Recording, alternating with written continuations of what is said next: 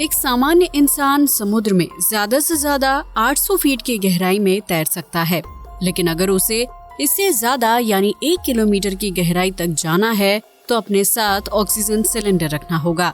दरअसल समुद्र में 1 किलोमीटर की गहराई में प्रेशर इतना ज्यादा होता है कि इंसान के फेफड़े फट सकते हैं। ऐसे में क्या आपने कभी सोचा है कि मीलों तक फैले इस नीले समुद्र के नीचे क्या होगा, जहां तक पहुंच पाना किसी इंसान तो क्या बल्कि मशीन के बस की भी बात नहीं है। तो आइए जानते हैं क्या है समुद्र के नीचे जो आज तक इंसान की नजरों से छिपा हुआ है।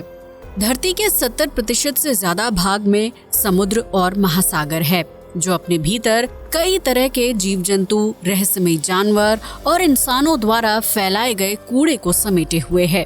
धरती पर जीवन की शुरुआत भी इसी समुद्र से हुई है, जिसका इंसान अब तक सिर्फ 5% ही देख पाया है। ऐसे में समुद्र के नीचे क्या है, इस सवाल का जवाब खोजना थोड़ा मुश्किल तो है, लेकिन नामुमकिन नहीं है। समुद्र को जानने और समझने के लिए वैज्ञानिक समय समय पर शोध करते रहते हैं, जिसके बाद उन्हें समुद्र की सबसे गहरी जगह यानी चैलेंजर डीप को खोजने में कामयाबी मिली थी। प्रशांत महासागर के मरियाना ट्रेंच में चैलेंजर डीप की गहराई 10,902 से 11,022 मीटर यानी 11 किलोमीटर के करीब है, जहां सूरज की रोशनी ना पहुंचने की वजह से चारों तरफ घनघोर अंधेरा होता है। इस जगह पर पानी का प्रेशर इतना ज्यादा होता है कि वहां तक किसी साधारण मशीन का पहुंच पाना भी नामुमकिन होता है। हालांकि इस प्रेशर भरे माहौल में कुछ समुद्री जीव जंतु बहुत ही आसानी से जिंदा रहते हैं, क्योंकि उन्हें इस तरह के वातावरण की आदत हो चुकी होती है। इसके अलावा समुद्र की सतह के कुछ क्षेत्रों में लवणीय नमक की मोटी परतें मौजूद हैं, जो कुछ मील लंबी या गहरी होती हैं।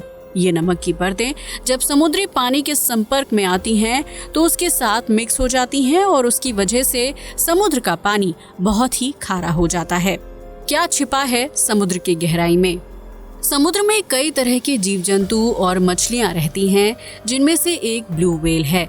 समुद्र की ये विशालकाय मछली 300 से 350 मीटर की गहराई में रहती है, लेकिन ये मछली शिकार की तलाश में 500 मीटर की गहराई में जा सकती है।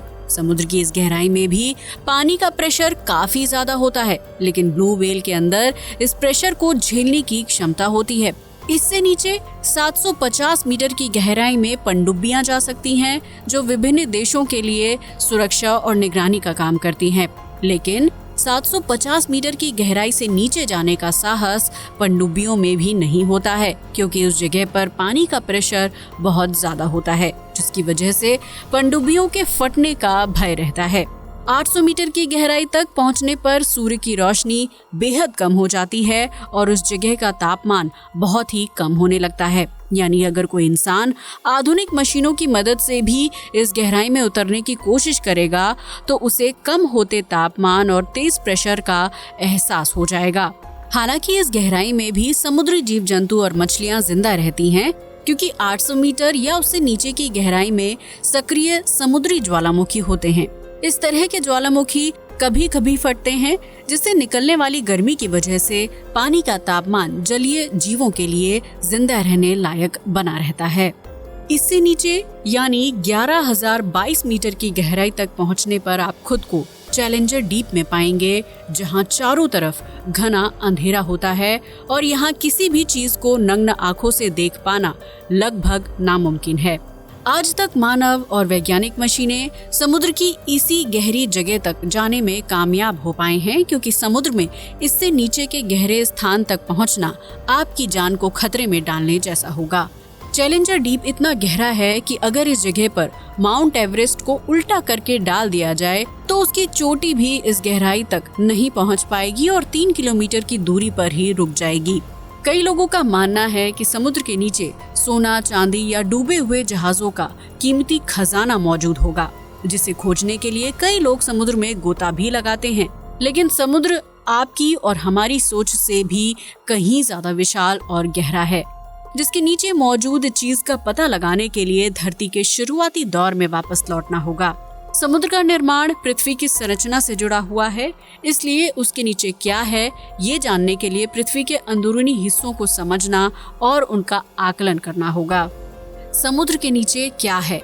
पृथ्वी की सबसे ऊपरी लेयर को क्रस्ट कहा जाता है, जिस पर नदियां, पहाड़, समुद्र, इंसान, जीव जंतु और जंगल होते हैं। अगर आप पृथ्वी की क्रस्ट लेयर को 1 किलोमीटर की गहराई तक ड्रिल करेंगे तो वहां से तेल और प्राकृतिक खनिज बाहर निकलेंगे। हालांकि लगातार खुदाई और प्राकृतिक संसाधनों के बढ़ते इस्तेमाल की वजह से अब इन प्राकृतिक तेलों को प्राप्त करने के लिए 1 के बजाय 2 किलोमीटर की गहराई तक की खुदाई करनी पड़ती है। ये प्राकृतिक तेल समुद्र की गहराई में मरने वाले जीवों की डिकम्पोज बॉडी से तैयार होता है, जो सालों साल तक सड़ता है और आखिरकार प्राकृतिक संसाधन का रूप ले लेता है। फिर इन्हीं प्राकृतिक तेलों और संसाधनों को इंसान ड्रिलिंग की मदद से बाहर निकालता है और उनका इस्तेमाल करता है। इसके अलावा समुद्र के कुछ हिस्सों में भी यही प्राकृतिक तेल पाया जाता है, जिसे प्राप्त करने के लिए समुद्र में लंबी यात्रा और ड्रिलिंग का काम किया जाता है। हालांकि समुद्र के अंदर प्राकृतिक तेल उतनी मात्रा में मौजूद नहीं है जितना इंसान उसका इस्तेमाल कर रहा है। समुद्र के नीचे प्राकृतिक संसाधन का खजाना मौजूद नहीं है, जिसे इंसान अपनी जरूरत के हिसाब से कभी भी और कितनी भी मात्रा में इस्तेमाल कर सकता है। दरअसल समुद्र के नीचे प्राकृतिक तेल या सोने चांदी के बजाय बहुत सारा पानी मौजूद है। अब ये पानी कहाँ से आया और वो समुद्रों के नीचे कैसे मौजूद है, इस गुत्थी को सुलझाने के लिए हमें करोड़ों साल पीछे जाना होगा, जब पृथ्वी अपने निर्माण के शुरुआती दौर में थी और तरह तरह के बदलावों से गुजर रही थी। पृथ्वी की संरचना आज से करोड़ों साल पहले तैयार हुई थी। अपने शुरुआती समय में पृथ्वी एक आग के गोले के समान थी, जो बीतते वक्त के साथ ठंडी होती चली गई। इसके बाद पृथ्वी का गुरुत्वाकर्षण बल अस्तित्व में आया, जिसकी वजह से अंतरिक्ष में घूमने वाले सैकड़ों उल्कापिंड और क्षुद्र ग्रह धरती की तरफ बढ़ने लगे और उससे आकर टकरा गए। क्षुद्र ग्रहों और उल्कापिंडों की इस टक्कर की वजह से पृथ्वी पर पानी आना शुरू हुआ, जो सालों साल तक पृथ्वी में जमा होता चला गया। उसके बाद चंद्रमा के निर्माण और धरती पर मौसमी चक्र की शुरुआत होने से पृथ्वी पर सालों साल तक बरसात होती रही और यही बरसात समुद्रों के नीचे मौजूद उस रहस्यमयी चीज को जन्म देने का कारण बन गई। दरअसल जब धरती पर लगातार कई सालों तक बारिश होती रही तो पृथ्वी की ऊपरी परत यानी क्रस्ट ने उस पानी को सोखना शुरू कर दिया। जमीन अपनी क्षमता के हिसाब से आसमान से बरसते पानी को सोखती रही, जबकि बचे हुए पानी से नदियां, तालाबों और समुद्रों का निर्माण होना शुरू हो गया। इससे पहले उल्कापिंडों और क्षुद्र ग्रहों से धरती पर आने वाले पानी को भी जमीन लगातार सोख रही थी, जिसकी वजह से पृथ्वी द्वारा सोखा गया ये पानी लेयर दर लेयर नीचे चलता चला गया। ये पानी क्रस्ट और मेंटल लेयर के बीच जाकर जमा होने लगा, जिसकी मात्रा लगातार बढ़ती रही। बाद में इसी पानी के ऊपरी हिस्से में समुद्रों का निर्माण होने लगा और उसका विस्तार बढ़ते बढ़ते पृथ्वी के 70% हिस्से तक फैल गया। आज आप और हम हैंडपंप और कुओं की मदद से जमीन से जो पानी निकालते हैं, वो सालों पहले धरती द्वारा सोखा गया बरसात का पानी ही है। हालांकि धरती पर मानव इतिहास की शुरुआत होने के बाद धरती के ग्राउंड वाटर में कमी आने लगी है, क्योंकि पानी की आपूर्ति के लिए जमीन को काफी खोदा जा चुका है, जिसकी वजह से करोड़ों साल पहले धरती द्वारा सोखा गया पानी क्रस्ट लेयर से लगभग खत्म हो चुका है।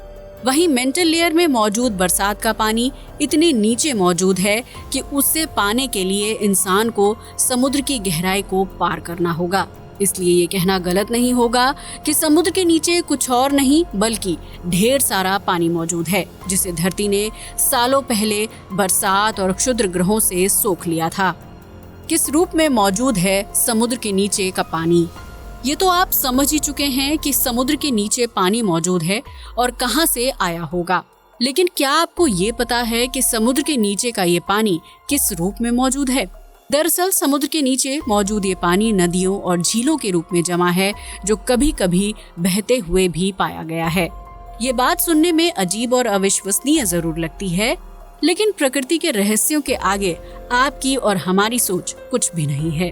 विभिन्न वैज्ञानिक शोधों से इस बात का खुलासा हुआ है कि समुद्र के नीचे नदियां और झीलें बहती हैं, जिसकी पुष्टि करने के लिए समुद्र में अलग अलग जगह पर खोज भी की गई है। इसके तहत मेक्सिको के समुद्र में सिनोते एंजेलिना नामक एक नदी खोजी गई थी, जो समुद्र से 115 फीट नीचे बहती है।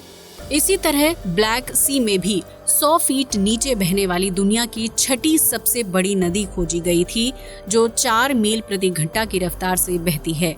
वैज्ञानिकों की माने तो समुद्र के नीचे मौजूद इस पानी को सूर्य के प्रकाश और समुद्री लहरों की वजह से गति मिलती है, जिसके परिणाम स्वरूप ठहरा हुआ पानी नदियों और झीलों में तब्दील हो जाता है। भले ही समुद्र के नीचे पानी नदियों और झीलों के रूप में मौजूद हो, लेकिन इस पानी में किसी इंसान या जीव के लिए तैरना बिल्कुल भी मुमकिन नहीं है।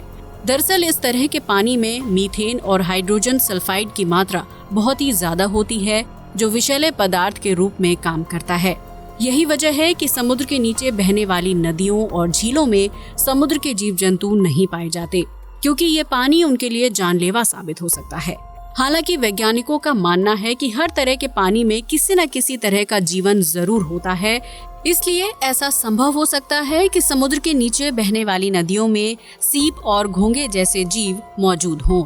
हालांकि इस तरह के पानी में किसी अकेले जीव का जीवित रह पाना संभव नहीं है, इसलिए उनकी संख्या समुदाय या विशाल ग्रुप में हो सकती है, जिसकी वजह से उनके लिए पानी के विषैले स्वरूप को झेल पाना आसान हो गया होगा और उन्होंने इस खारे जल में जीवित रहने के लिए अनुकूल परिस्थितियां स्थापित कर ली होंगी।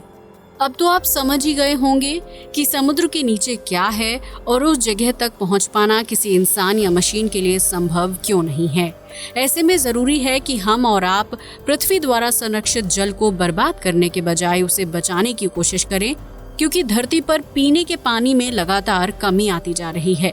वैज्ञानिक लगातार समुद्रों के नीचे मौजूद इस पानी तक पहुंचने और उस पर प्रयोग करने की कोशिश कर रहे हैं, लेकिन क्या इस तरह का प्रयोग पृथ्वी के लिए लाभदायक होगा? इस बारे में आपकी क्या राय है, हमें कमेंट सेक्शन में जरूर बताएं। आज के लिए बस इतना ही। वीडियो अच्छा लगा हो तो इसे लाइक और शेयर करें, साथ ही हमारे चैनल को भी सब्सक्राइब करें। जय हिंद दोस्तों।